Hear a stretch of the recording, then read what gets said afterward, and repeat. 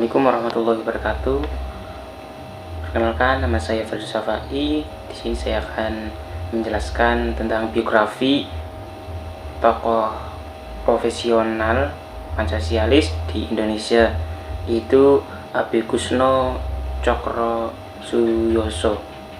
Abikusno Cokrosuyosho lahir di Madiun pada 15 Juni 1897.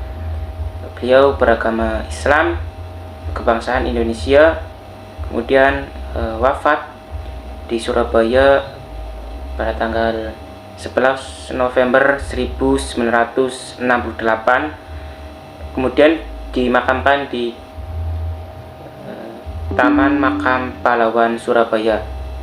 Beliau berkarir menjadi Menteri Perhubungan pertama dalam Kabinet Presidensial dan penasihat Biro Pekerja Umum, dan menjadi anggota. Abikusno Cokrosuyosho lahir di Madiun pada tanggal 15 Juni 1997, merupakan keturunan berdarah biru dari ayahnya yang keturunan Hamengkubuwono I. Dikenal sebagai seorang anak yang cerdas, Abikusno berhasil lulus dari Koningen EMA School Surabaya pada 8 Juni 1917. Kecerdasan yang dimilikinya mengantarkannya berhasil lulus dalam ujian profesi arsitek pada 7 Februari 1925 di Jakarta. Perjalanan hidup beliau mengikuti jejak kakeknya. Abikusno pun aktif dalam Sarekat Islam atau SI, yang pada awalnya dikenal dengan nama Sarekat Dagang Islam atau SDI, sebuah organisasi pribumi paling berpengaruh pada masa itu. Beliau mulai mengikuti kegiatan SI usai Kongres ketiga di Surabaya pada tahun 1918. Kecerdasan Abikusno dalam pengembangan politik. Abikusno dalam membaca situasi dan perkembangan politik di tanah air itu dengan cepat pada saat itu, yang kemudian membawanya menjadi salah satu tokoh SI pada tahun 1923. Beliau mulai duduk sebagai pengurus SI cabang Kediri. Kemudian pada tahun 1929 SI berubah menjadi Partai Sarekat Islam Indonesia atau PSII.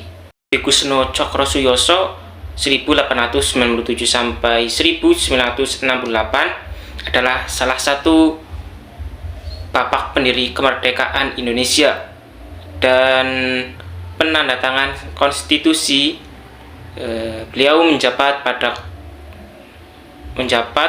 Komite 9 atau Panitia 9 yang merancang pembukaan atau dikenal sebagai Piagam Jakarta ke UUD 1945 di Indonesia. BPUPKI menjalankan sidang pertamanya pada akhir Mei 1945 yang menemui kebuntuan terutama saat membahas asas dan dasar negara. Maka terbentuklah Panitia 9 yang Abikusno termasuk di dalamnya untuk memecahkan masalah tersebut. Sejak tanggal 22 tahun 1945, berawal dari Jepang yang menyajikan kemerdekaan untuk Indonesia, dibentuklah Badan Penyelidik Usaha Persiapan Kemerdekaan Indonesia atau BPUPKI yang dibentuk pada bulan September, di mana Abikusno menjadi salah satu anggotanya. Disebut beberapa sejarawan memiliki golongan Islam. Panitia 9 akhirnya berhasil merumuskan rancangan undang-undang dasar yang disebut sebagai Piagam Jakarta. Lalu BPUPKI memfinalisasikan melalui beberapa perubahan, termasuk penggantian sila pertama dari Pancasila, yaitu ketuhanan, dengan kewajiban menjalankan syariat Islam bagi pemeluknya, kemudian menjadi ketuhanan yang Maha Esa. Sejarah Departemen Perhubungan. Pertama, Kabinet Presidensial 1 itu pada tanggal 2 September 1945 sampai dengan 14 November 1945. Itu dengan Menteri Perhubungan pertama itu Abhikusno Cokrosuyoso. Kemudian Kabinet Sahir 1 pada tanggal 14 November 1945 sampai dengan 12 Maret 1946. Menteri Perhubungannya adalah Insinyur Abdul Karim. Kemudian Kabinet Sahir kedua pada tanggal 12 Maret 1945 sampai dengan 2 Oktober 1946. Itu Menteri Perhubungannya adalah Insinyur Abdul Karim.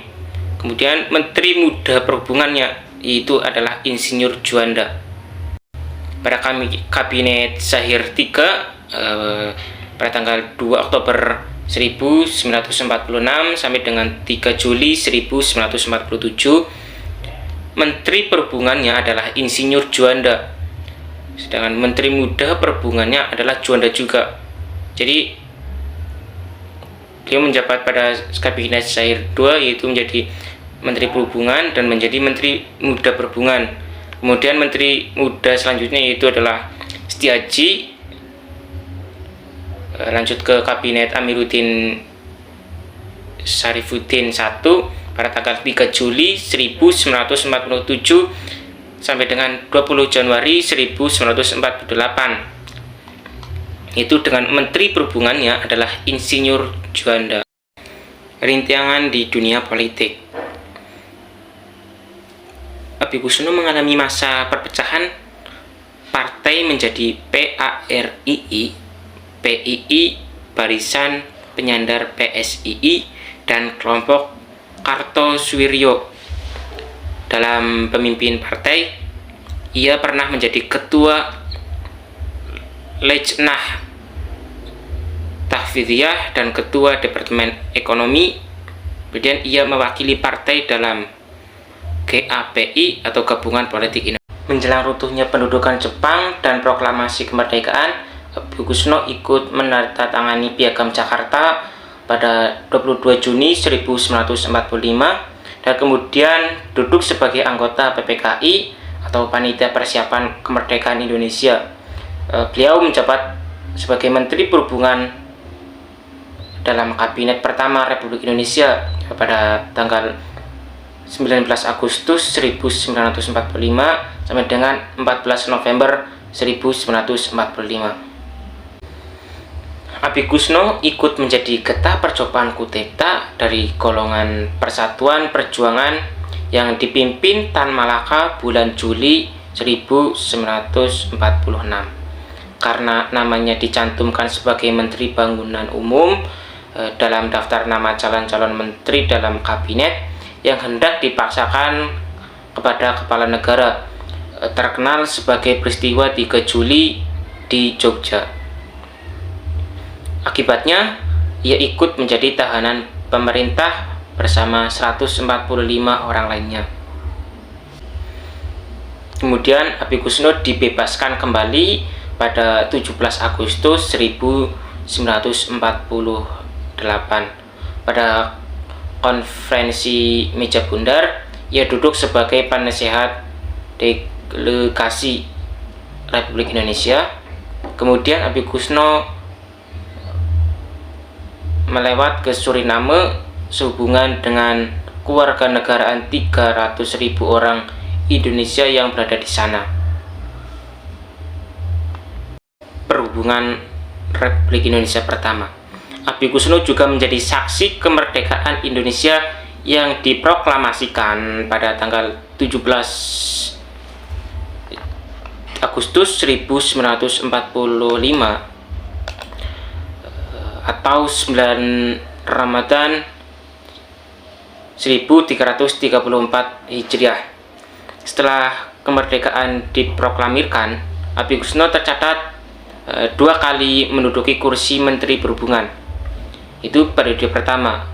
Abhikusno ditunjuk oleh Presiden Soekarno saat membentuk Kabinet Republik Indonesia pertama pada tanggal 19 Agustus 1945 itu sebagai Menteri Perhubungan pertama. Kemudian periode kedua diposisikan kembali dipercayakan ke pundaknya di masa Kabinet Ali Sastro Midjojo tahun 1953 sampai dengan 1955, tapi ia mengundurkan diri pada 19 November 1954. Selepas pensiun, ia aktif di PSII dan merumuskan kesibukannya di bidang arsitektur. Tugasnya terbilang berat, yaitu membangun sarana transportasi antar daerah, khususnya antar kota di berbagai daerah, karena infrastruktur ini menopang pembangunan di bidang ekonomi dan bidang lainnya. Salah satu prestasi terbaiknya adalah membuka jalur kereta api Jakarta ke Merak. Sang penggagas Sumpah Presiden. Saat rapat memasuki sesi pembahasan Sumpah Presiden, Abikusno memberikan usul pertama dan diterima dengan beberapa perubahan. Hal ini membuat Abikusno mendapatkan gelar, itu penggagas Sumpah Presiden. Abikusno meninggal dunia di Surabaya pada 11 November 1968 setelah menderita tekanan darah tinggi. Jenazahnya kemudian dimakamkan secara kenegaraan itu di Taman Makam Pahlawan Surabaya. Mungkin itu saja yang bisa saya sampaikan, kurang lebihnya mohon maaf yang sebesar-besarnya. Wabillahi taufik wal hidayah. Wassalamualaikum warahmatullahi wabarakatuh.